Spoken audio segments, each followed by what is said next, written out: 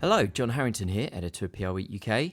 This is an interview I had with Christian May, editor-in-chief of City AM, recorded back in January for PRWeek's Future of the Media series.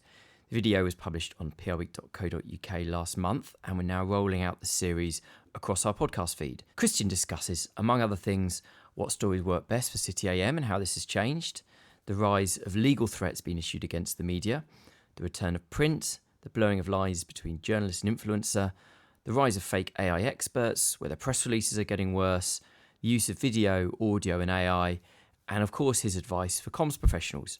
I really enjoyed talking to Christian. I hope you enjoy listening to it. Christian, thank you for joining us. Really good to see you here in your office, your new office. How long have you been Did you like here? my office view? I love it. This is a 100% real view from my office. Totally authentic. Here we are.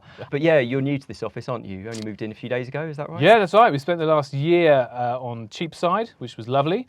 And now we're here just by the Monument, which is equally lovely. Yeah, it's a good space for us. It works well. Brilliant. Right, so I'm going to dive in to the questions. I mean, you obviously returned to City AM about 18 months ago. Yeah, is that right? yeah. And before that, obviously you were at City AM a few years before then, but you intermittently worked in some comms roles at Teneo, 5654, Hawthorne. I wonder, it'd be good to get an idea about how you found working on the comms side and what brought you back.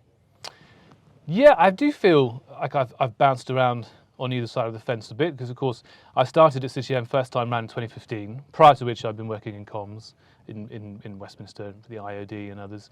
And then I had 5 years here, and I slipped away in January 2021 and popped up at Teneo, where I spent a good couple of years. That was particularly interesting for me because it was a pretty kind of heavyweight organisation, a good couple of hundred colleagues and some quite, what you might call, top-tier clients. And I enjoyed my time there. I'm trying to think which bit of it I enjoyed the most, because I probably had about 6 months there where I was the guy that used to be an editor and was sort of passed around different clients and would you talk to this team, would you talk, and I appealed to my ego, I suppose, but hopefully it was of use and of interest.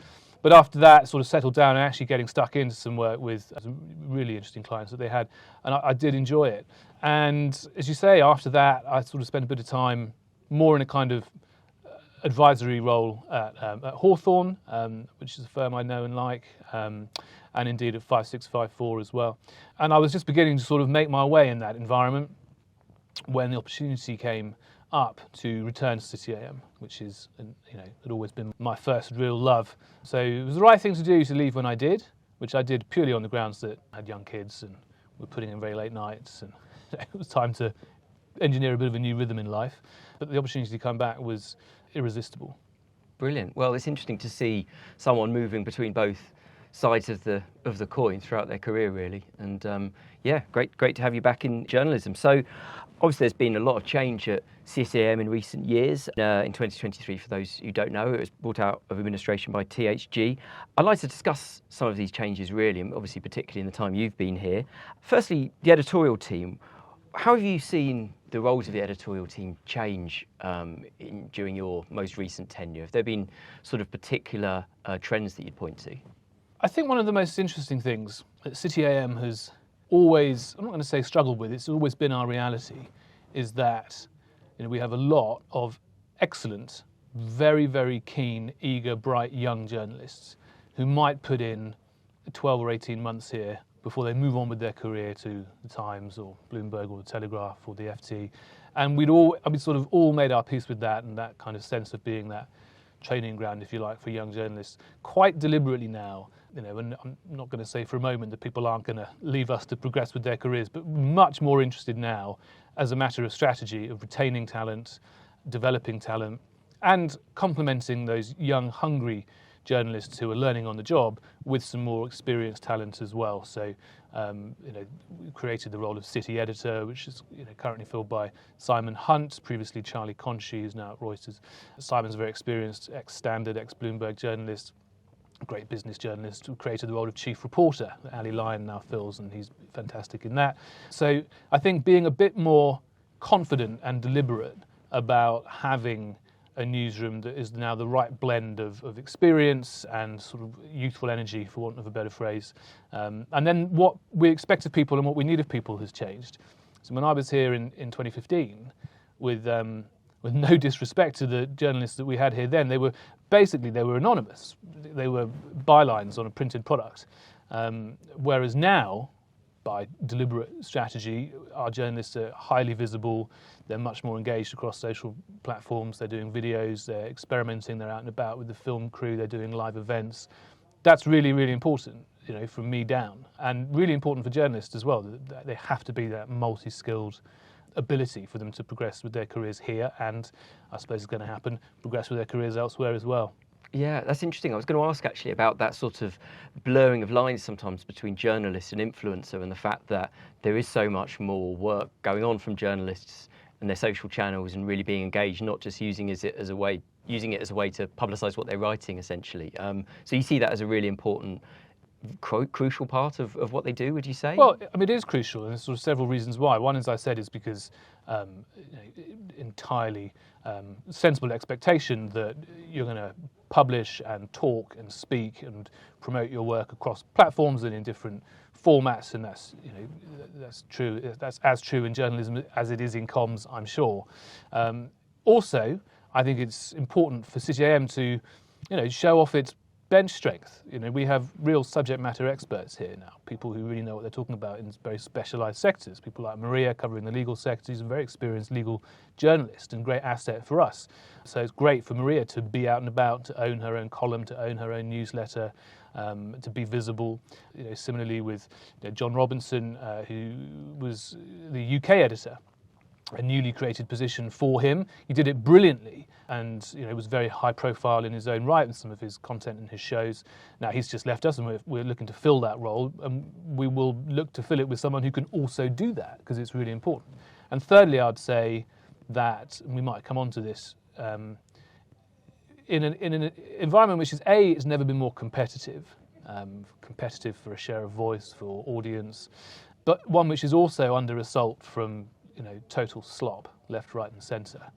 And in an environment where the tech is changing and the algorithms are changing, the best thing that we can do to kind of maintain and grow our share of voice is to have people who are genuinely and obviously and visibly real.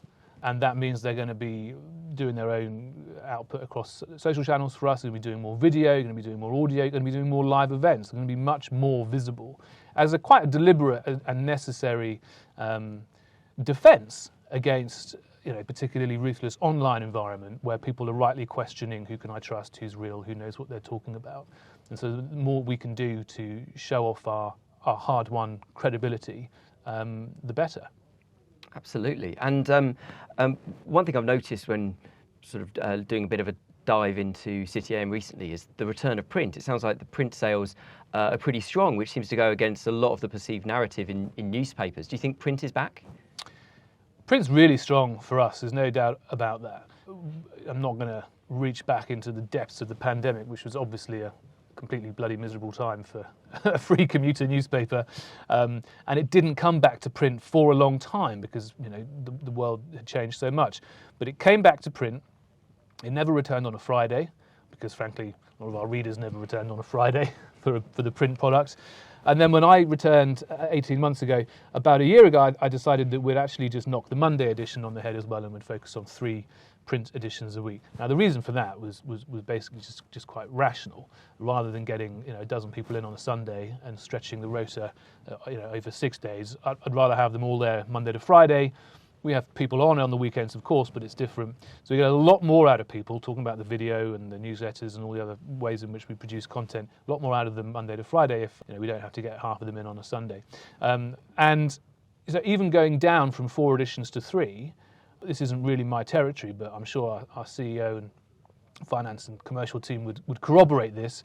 The print ad revenue is up. It's doing really well. And there's some very, very, very deep partnerships. So, of course, you look through the newspaper, you look through the printed products, and you'll get all the kind of, I guess, I don't know where they come from, agency-based ads that appear across other print products. But you'll also find increasingly a number of, very high-quality brands across obvious areas for us, like financial services, etc., who have much deeper and direct engagements. So, whether that's sponsorships of particular sections or ad positioning or front page positioning or takeovers of cover wraps, whatever it might be, it's really robust. So to have taken out one edition and to end up, in a better position commercially purely on print ad revenue, I think is testament to the fact that there is still an appetite for it, there's still enthusiasm for it, and I think City AM, it's taken 20 years, but I feel that it has quite an identifiable character, it's quite an identifiable place in the market, and it's pretty well read as a print product. So that's really important to us. But at the same time, when I was here, I'll be candid, when I was here 2015, for those first 5 years, I used to say to the owners as they were then that I really feel strongly we should have an app. And they used to say, Christian, why would we encourage people not to pick up the newspaper? That's where all our money was coming from at the time. It's a kind of, short-sighted but rational position of theirs. Well, under my predecessor, Andy Sylvester, and as a direct result of the acquisition by THG, an app was one of their first orders of business, and being who they are, they turned it around very quickly and launched it. That's now got over 330,000 downloads, and so, by that measure alone is kind of our primary product. And that's got a major commercial partner behind it as well. And it's a way in which you can also read the print edition, so it's a whole new avenue there. So yes, the print is hugely important, a lot of affection for it, but the app sits alongside it, and hopefully these things complement each other. That's really interesting. And I'd like to talk about which kind of stories really fly at the moment, and do you see any kind of noticeable change this time around at City AM versus when you were here before? I mean, from my perspective, there's still obviously no substitute for a genuine scoop, a proper banger, real exclusive, original story in our beat. And our beat is pretty wide. So, the obvious kind of square mile city and financial institutions, of course, but also we're quite, and I appreciate you've got a lot of specialist titles, so you'll know exactly what I mean by this when I say that we write about our readers. And yes, okay, they all have jobs and they all work in professional services, financial services, etc. But they're also commuters, and they're also consumers, and they're also travellers, and they also have to pay tax, and they're also trying to get on the property ladder or whatever it might be. So touching on those sort of different parts of our readers' lives is really important. So I think we try and do quite a good job of that. And that kind of broad focus, whilst not forgetting our kind of specialist subject matter area of the companies, the sectors that people work in, is really important. So, if we have an exclusive on a piece of M&A or major personnel move or whatever it might be, that's going to be very well read very quickly by people in that sector or even in that company. But what does well also now? Look, at the moment, one of the areas that reliably performs very well for us. And I say this, I don't want to give the impression that this is the kind of, our kind of clickbait or crack, because frankly we haven't got the resources to dedicate someone to it. But I'm just very well aware that if we were to do stories as we do about the tax trap, the 100k income trap, what you call Henrys, that sort of people. Now that does very, very well for us. And I understand, by the way, it will do very well at the Times and do very well at the Telegraph. But for us, that is our readership. We haven't, just for print, for example, and the average income of a print reader is 90k. Well, these are people worrying about what happens when I go over 100k. What happens, what's my income tax?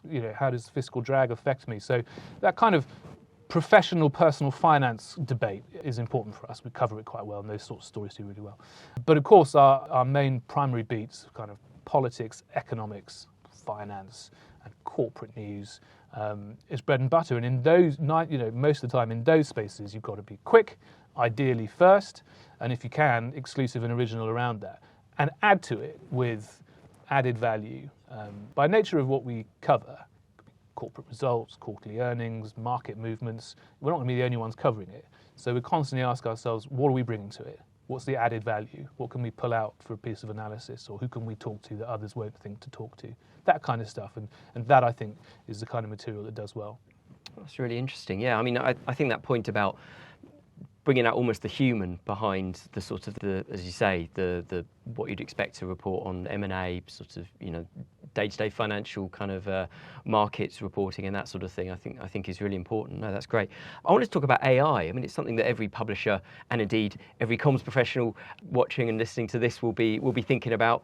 How do you use AI, if at all, in the editorial team? I probably don't use it enough or as intelligently as I should. I mean, look, everybody here knows our kind of 3 basic rules on AI. It kind of falls into the categories of allowed, encouraged, and forbidden. Okay, so of course you're allowed to use certain tools to interrogate documents or for deeper research or whatever it might be. You're encouraged to experiment with, particularly if you're on the kind of social media or digital publishing desks, you're encouraged to experiment with tools. You're encouraged on the video desk to experiment with, what systems or processes or software could help speed up editing processes, etc. And you are forbidden from using it as a reliable source. You are forbidden from using it to put copy together, etc., etc. Now, how do I use it? I don't make myself sound like a complete Luddite here, but I basically just use it like a smart Google. I have a lot of columns to write myself. I quite often have an idea in my head, and I'll think to myself, when did Ian Duncan Smith say that thing about China? And I'll just ask, when did Ian Duncan Smith say this about China? And then I'll say, I don't think he did say it then, because he was in the cabinet then and he was unlikely to have said it. And then ChatGPT will say to me, oh, you're quite right, sorry, I misremembered. He did in fact say it in 2018. And so I'm kind of wary of it. But look, some of it, you dump some documents into Notebook LM and really interrogate it and put it to that's incredibly valuable, useful. But where we're wary of it, where we consider it to be a danger is blindingly obvious, I'm sure, to you as a journalist and to people in the comms industry as well. And there's been a lot of talk and concern about, kind of complete AI slop and made-up experts and PR firms that don't exist and all that kind of stuff. And we're very alive to that. And and I see people who've been caught out by it. It's kind of a there but for the grace of God moment. And we're pretty rigorous on that in as far as we can be. And I know Press Gazette, for example, has done some great work on precisely that, and as has our own Steve Deneen, who wrote a fantastic feature. Began life as a question that he asked himself about a suspect pitch that came in for the lifestyle desk, and does this person exist? And he pulled the thread, and he followed it all the way back to a guy, I have to admit, was quite entrepreneurial, I think in Kenya.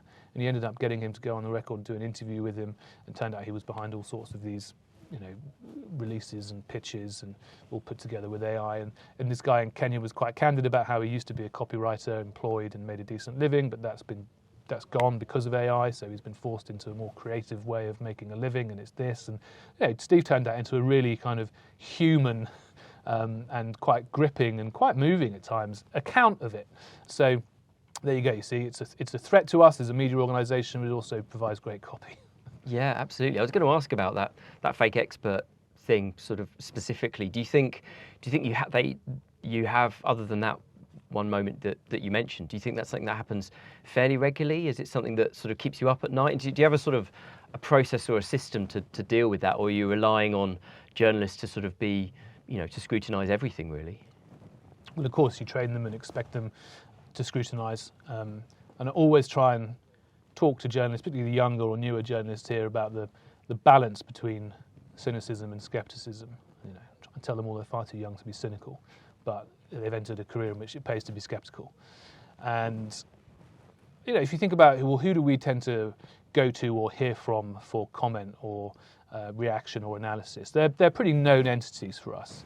We know the market analysts, the equity analysts, we know the big trading desks, the banks, the economists that we like, etc. So I don't want to tempt fate, but we're unlikely to drop in a quote, analysing the Japanese bond market from someone we've never heard of, or that sort of thing. So touch wood. So I think we've got our own kind of inbuilt defences that might not be terribly sophisticated, but they are based on our own judgment and experience. Yeah, good to hear. And actually, going on a similar topic, you mentioned sort of AI slop and kind of press releases. Do you feel that the quality of press releases has got worse, or is maybe about the same as it was, perhaps 5-10 years ago? I think it's broadly the same. When I was here a decade ago, I was getting totally irrelevant, untargeted, meaningless press releases 80 times a day, and here we are a decade on, and precisely the same thing still happening. So I don't really detect a huge shift in that, but I probably do detect that people who I just sort of spray and pray and just send out this, announcement to 3,000 people because they subscribe to a media list, and they hit send, and who knows what happens. I mean, I suppose that's one thing. It happens now. It happened 10 years ago. Versus people who think about who they're going to reach out to. And of course, it ranges from that kind of mass sort of shotgun approach of see what happens, all the way down to somebody getting very directly in touch and saying, we're going to be doing this or announcing this, and we thought of you and we want to come to you first, and would you like it exclusively, etc. Now, that's obviously much more engaging for us than picking up something which we know has gone everywhere. And yeah, there's always a judgment to that. So staying with comms, obviously, as you mentioned, you've had quite a few roles in comms. Has there been anything particular that you've taken from your more recent times working in communications that has really helped inform what you do in your current job, has really made you sort of better at this side of the media fence? I don't know if it's made me better, if it's made me a better journalist. It's probably given me a degree of sympathy or empathy for comms professionals that you might not find in all newsrooms. No, I've always understood the nature of the relationship. And I spend quite a lot of my time out and about doing talks at city PR firms or city events, whatever it might be. But I basically think that there are only really two ways in which a comms agency or a PR firm, if you like, is going to interact with a news organisation. It's either because the news organisation has kicked the door in and sort of ruined their day with a story or something that they need comment on, etc., which sends them all into a flap, or the media's been invited in and they have a nice chat and it's mutually beneficial. Those are really the only two ways in which you're going to interact, and obviously, any newsroom would like the balance to be more of the former than the latter. We want to be constantly breaking news, we want to be discovering things, we want to be finding stuff out, and ultimately the last port of call you go to the comms professional in-house or the agency for comment, etc., and set the cat among the pigeons. But also, of course, we do have good relationships with people in-house, as you would imagine, and indeed with agencies, boutique agencies and large agencies and groups, because that's entirely part and parcel of working in the media and being in that environment. So I think that's perfectly sensible. Everybody understands or should understand the sort of rules of engagement, of course. And I would probably still rather deal with a PR professional than a lawyer. And what I have noticed more and more is that, particularly you're dealing with quite sort of high stakes issues or individuals, is that law firms have stepped into the field of battle as a sort of first line of defence in what is essentially a comms exercise. So I get so many threatening legal letters now that I can sniff out whether they're, whether I need to take them seriously, whether we're on dangerous territory here, or whether this is just somebody who's got enough money to burn shouting at their lawyers to shout at us. And honestly, John, there have been times where people have wanted a very minor clarification or change, or they've been hypersensitive about a particular part of the story, where I might have been, I'm a perfectly nice and rational person, I might have been entirely open depending on what mood I was in that day. If somebody nice rang me up and talked me through their position and asked me, who knows what might have happened. But I can tell you that if the first I hear about it is because some extremely expensive legal letter pings into my inbox and makes a series of aggressive demands, then I'm not going to change a thing off the back of that. Now that, I should clarify, is when I detect it to be a comms operation conducted by an expensive law firm. Obviously, there have been times where I have to take a legal letter a little more seriously, but we have an excellent lawyer, so worth every penny. Yeah, that's fascinating. So, I mean, are there sort of telltale signs that this kind of these sort of legal letters that you mentioned that are sort of a bit spurious are spurious rather than serious? Is it just the instinct that they just don't have a case? Well, look, I'm not a lawyer, so any one of those letters that we do get goes straight to our lawyer, who is excellent at saying within moments, this is bollocks. Or, occasionally saying, okay, let me think about this one. I think we've got a good defence, but I'm going to have to craft it and we'll go back to them. So that, all newsrooms are constantly engaged in those sorts of conversations. I mean, I'm engaged in those sorts of legal back and forth now, one of which has been going on for over a year. It's pretty draining stuff.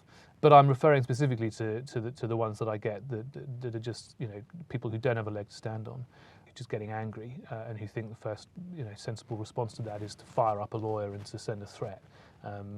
Now, we're lucky, we're a decent-sized media organisation and we've got a lawyer and, that's great. If we were smaller, if we were much smaller, if I was just on my own, if I was just a Substack or, a start-up media organisation, then those sorts of letters can be absolutely terrifying, horrifying and expensive to have to respond to. So I don't approve of that behaviour at all, but I'm glad we're able to deal with them. What happens, this might be a stupid question, but what happens to your relationship with the comms professionals after they've gone down that route of immediately sending these spurious kind of legal threats? Now, I'll be honest, it's probably the case that the kind of subject of a story that's going to hit back with a legal letter might be the kind of person or institution that doesn't have much of a proactive comms, agency. Maybe by the nature of the story, perhaps they're horrified at being in the subject of a journalist's inquiry or story.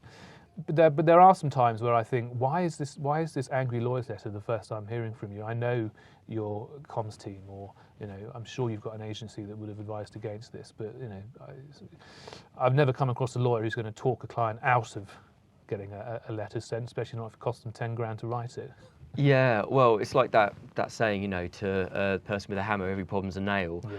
I mean, do you think that it's up to comms really to sort of fight this, essentially, to fight their sort of instincts that some clients might have or some employers might have to go straight for the legal letter rather than going through the communications route, and something that we're more familiar with? I mean, having worked as a journalist and an advisor, and I'm much happier back as a journalist, by the way, I don't think you have to have been a journalist to be able to have advised a client on a particular course of action. Somebody with a bit of sense and wisdom who'd be able to say to a client, I don't think that's the right approach. I think that's going to pour petrol on it.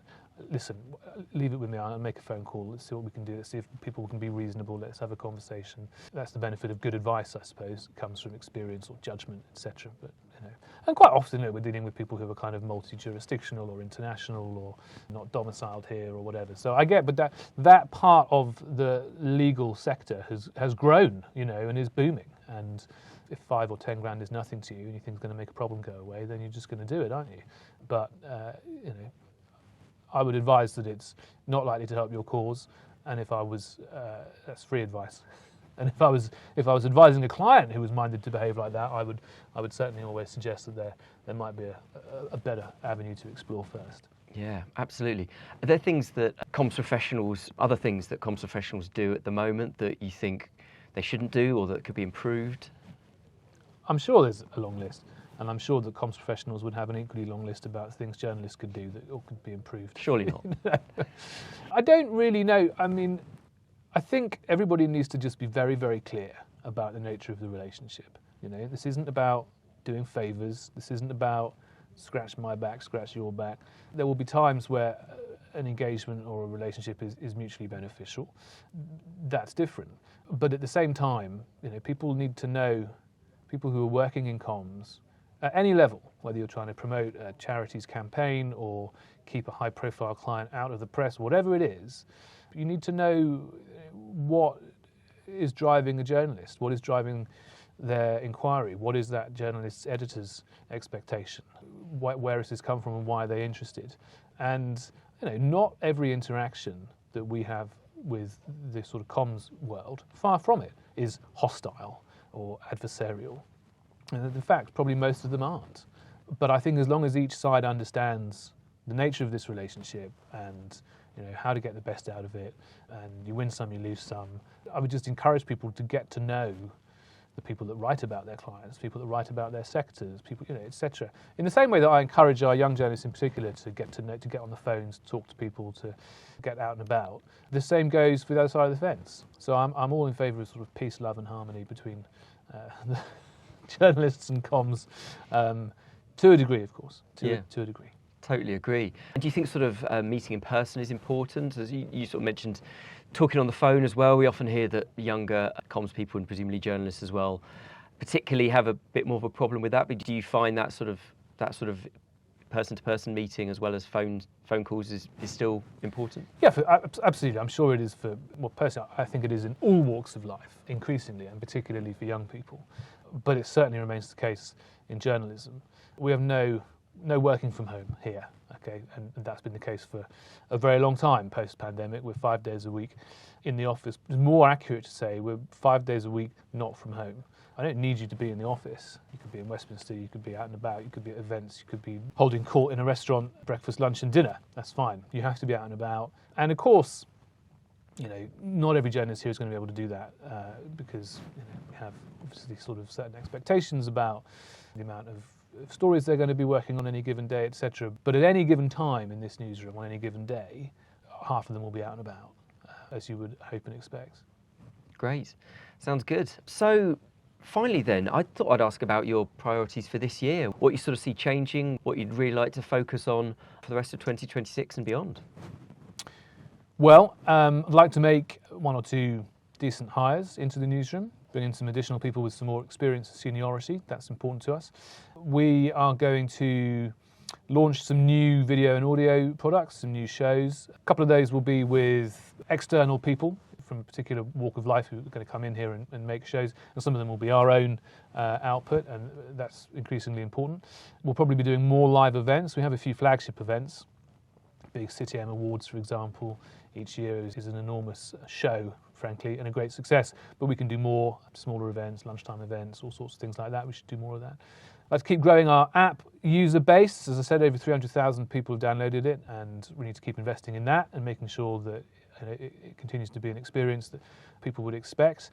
And the newspaper, I don't rule out increasing its print run. I want to keep banging the drum for our quarterly magazine, which I think is fantastic, put together by Steve Deneen here. We launched a big new event towards the end of last year, the sort of lifestyle awards. Best restaurant, best tailor, best cocktail, best rooftop bar in the city. That was an enormous success. We'll do that again this year. So I think it's about being increasingly visible, increasingly confident in who we are as a media company, and growing our audience. It's fighting for a bigger share of voice in business journalism is the sort of foundational strategy for 2026. I've got half a dozen ways that I think we can do that. We have very supportive owners. And, we've got another advantage here, which is that all in, there's only about 55 of us, and we can all talk to each other and we all know what we're doing and we're all getting on really well. And I think the editorial team here, in particular at City AM, is the best I've ever known it. And I'd like to keep strengthening it, retaining talent, investing in young journalists. I think if we can do all of that, then we can fight back against some of the inherent challenges in the economics of media and news that you'll know all about at the moment, because it's getting tough out there. Don't forget, City AM is still free. It's a free app, free newspaper, free magazine, free website, has been for 20 years. And that environment is changing. Google search is changing, AI is changing the way people source information. And so it does feel like we constantly have to try to sprint in order to even stand still. But that's the nature of it. I can't complain about that. This is the profession we've chosen. This is the business we're trying to grow. I think we've got some great advantages, some great assets, and we had a very good year last year, and I'm very confident about this one. Great. We sound very optimistic for City AM this year. Are you optimistic about publishing newspapers generally in the industry? I am. And I say that even as I know the extent to which publishing industry is changing. So City AM is 20 years old, 21 years old this year. If it had never been launched and the people who cooked up that idea decided to launch it now, would probably just be a Substack. And I get that. And that's really exciting. And it constantly, it requires us, you could say after 2 decades that City AM is quite an established media brand. We still feel very much like a challenger. We still feel very much like a startup. And because of our size and our sort of discipline, we can be very nimble and agile, and we are. And indeed, we have to be. So I'm optimistic for the value of journalism, the value of insight and expertise and personalities, absolutely. And wherever you find that, whether you find that in the most niche subject matter Substack or whether you find it from multiple subscriptions to high quality paywall news organisations, or whether it's because you engage with a brand like City AM, whether that's the app or videos or events. I am optimistic, certainly. Brilliant. Well, I think that's a great way to end it. Thanks so much, Christian. It's really good talking to you, and all the best. A pleasure. Thanks very much for having me.